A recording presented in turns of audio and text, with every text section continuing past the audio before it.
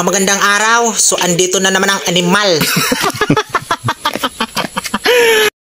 So, akyat tayo dyan sa taas, guys. Ito ang simbahan na kahit hindi pa mahal na araw, pag inakyat mo ito, feeling mo, nagpinitensya ka na, guys, sobrang taas. So, ito ang ating destination 2. Sa mga hindi pa nakamaroon ng destination 1, bumalik kayo doon. Kung matatandaan ninyo, ang ating destination 1 ay pumunta tayo sa Alayaan Park. So ngayon, aakyat tayo dito, guys, sa Guadalupe Shrines. Ay, dapat seryoso pala tayo dito, guys, kasi aakyat tayo kay Mama Mary. So ayan, guys, aakyat tayo dito sa simbahan na napakataas. So eto na, mag-uumpisa na tayong maglakad papunta dito sa napakataas na napakatarik na simbahan. So ayan, habang naglalakad tayo, so madadaanan natin ang mga statwa na ito. So tapos itong kalsada sa baba, makikita yung mga sasakyan. Tapos ito yung mga estatwa. Yan. Pupunta tayo doon sa bundok. Oh. Ang ganda dito, guys, ng view. So, nandyan ang Legazpi City. O yung ano na yan, yung bundok na yan, yan yung tinatawag nila na Sleeping Lion. Yan dyan yan sa ano, papunta yan sa Puro. Tapos, syempre, kapag may rayuma ka, bawal ka dito mag-akyat. Kasi, nakailang hakbang ka pa lang, suko na ang rayuma mo. So, ayan, guys. Sobrang napakatarik talaga ng daanan. Diyan tayo pupunta sa pinakataas na yan. Diba? Makikita niyo yan. Tapos, yan yung view sa baba. So ayan, guys, pagpatuloy na natin ang ating pag-hiking. So syempre, magbabaon tayo ng soft drinks, yung malamig. Syempre, para pag hiningal tayo at pag nauhaw tayo, so meron tayong iinumin. So, tuloy ang trekking papunta dito sa taas. Meron pa ditong mga halaman dito. Tapos yan, may mga dadaanan tayo ditong mga santo, santa. So ayan, tapos yun, tapos yan, maanuhan na natin yung kalsada sa baba. Nakikita. Yung mga gustong maka-experience dito, message nyo lang ako, mag-comment po kayo dyan sa baba, para next time na pupunta ko dito, isasama ko kayo. O diba? Nakikita niyo yan? Siyempre, nakikita niyo yan. Kasi kapag hindi niyo yan nakita, magpa-check up na kayo sa doktor. Ibig sabihin, may problema na ang mga mata ninyo. O diba? O yan, nakikita ninyo yan. So, bawat madaanan natin dito, meron ditong mga estatwa. So, ito, ang itsura nito, para siyang bitukang manok. Paikot-ikot lang tayo hanggang makarating sa taas. Diba? So, yan, pakita ko muna sa inyo ang yung aakyatin ko. Tapos, pagdating doon sa taas na lang ako magbibideo ulit kasi mapupuno na ng storage itong cellphone ko. O, diba? Kita nyo yan? Ang ganda ng ano. Tapos, ang problema, mainit pa. Kaya, yung sinag ng araw, tumatama sa mukha ko. Pero okay lang naman masira ang mukha na yan. Kasi dating sira naman, So, ayan. Ipagpatuloy lang natin ang ating paglalakad para makarating tayo sa taas, sa pinakataas. So, yan yung pinakababa. Makikita niyo yan, pinakababa. Tapos, yan may napakalaking bato. Yan yan sa may sa may Mama Mary, yan napakalaking bato. Tapos ito naman si Jesus Christ. Pakita ko sa inyo. Yan si Jesus Christ. Diba? Tapos para itong para itong yung ano ba tawag ko? Yung may mga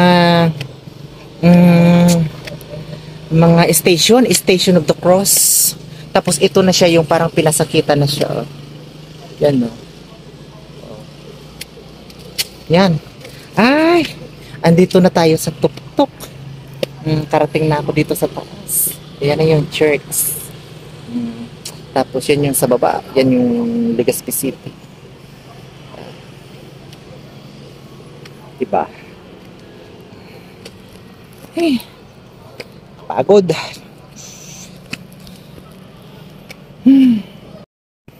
So ayan guys, umupo muna ako dito para makapagpahinga ako. So grabe, nakakapagod pala dito paakyat. Pero okay lang naman kung gusto mong maging yung exercise ang cardiovascular ba tawag dyan. Yung pag gusto mong yung heart mo, yung muscle ng heart mo, yung gusto mong i-exercise.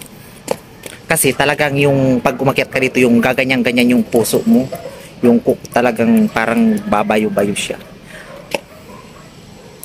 Ito na tayo sa umupo muna ako dito sa side ng simbahan para makapagpahinga.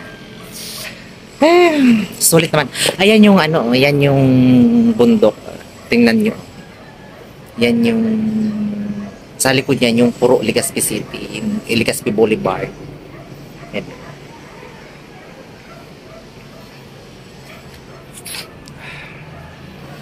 So, huwag nyo nang pansinin ang tagyawat ko sa ilong. Kasi hindi naman yan ang purpose dito. Yung purpose dito, yung makita natin yung church. Diba?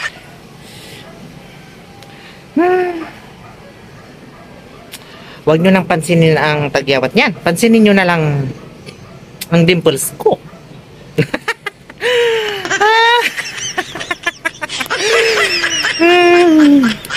So dahil ang dimples na yan, pinamana yan sa akin ni Alden Richard. Kita nyo yan?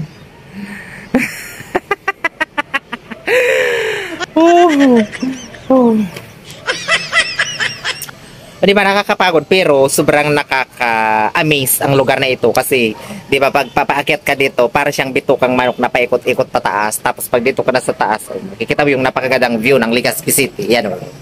Ay di ba? Ay ang bundok na yan, yung tinatawag na parang sabi nila yung sleeping lion na yan. Pero wala naman yan layon, makikita dyan. Bundok lang siya. Ayan, nandito na po tayo guys sa likod ng church, ng simbahan. So, bibisitahin natin dito kung ano pa ba yung pwede nating matanaw dito sa likod. So, ito ang dito. Ito yung sa likod ng simbahan. May mga bahay din doon, may mga bahay din dyan sa unahan. Tapos, dito, may makikita kayong mga kung sa baba, yun may makikita ka doon parang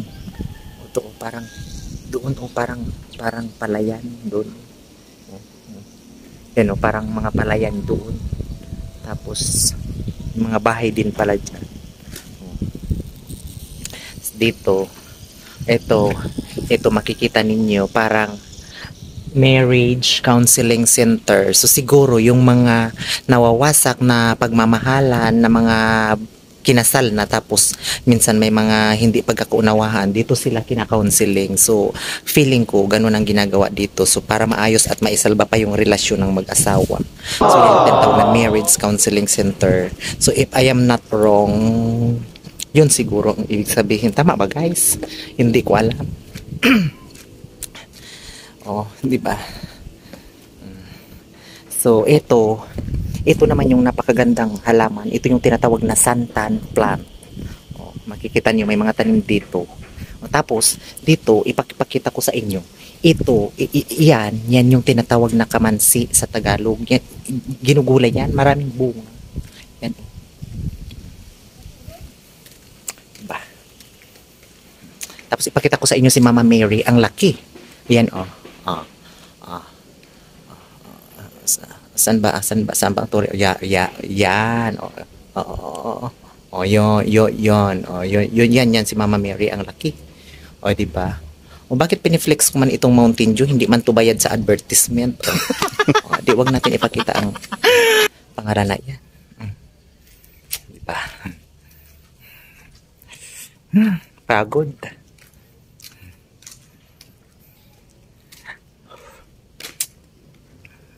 Ay, salamat sa Diyos nakapaggala din sa wakas. Siyempre, pag nakaka-stress, kailangan mo talaga mag-ikot-ikot paminsan-minsan para mawala yung anxiety, yung nakakaano ka nang hindi na minsan makatulog, ganyan. Para ma-relax ulit ang yung pag-iisip. Ayan. Diba? So,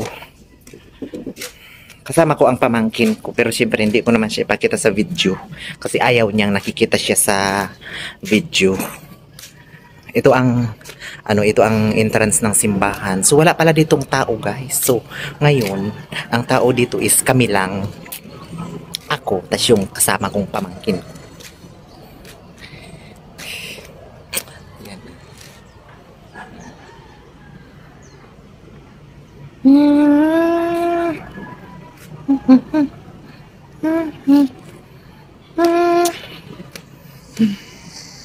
So ayan guys, pupunta tayo at aakyatin natin yung pupunta tayo doon sa may Mama Mary. Titingnan natin kung gaano ba ka layo. Aakyat tayo dito papunta sa Mama Mary. So ayan ang Mama Mary. Ito ang lalaking bato. So yan, makikita ninyo itong mga bato ito. Oh. Tapos dito kailangan natin ditong maglakad sa bato na ito. Oh, ang laki. At tapos yan, makikita nyo dyan sa baba yung kalsada. Tapos ito na siya. Ang taas. Yan si Mama Mary. Tapos yan, makikita ninyo ang laki. Tapos ito ang laking bato. Tapos yan yung simbahan. Yan, kulay pink. Tapos yan, yung na yan, yung ilog na yan. Yan yung galing doon sa Puro, Legazpi City. Tapos yung mga building, ang dami.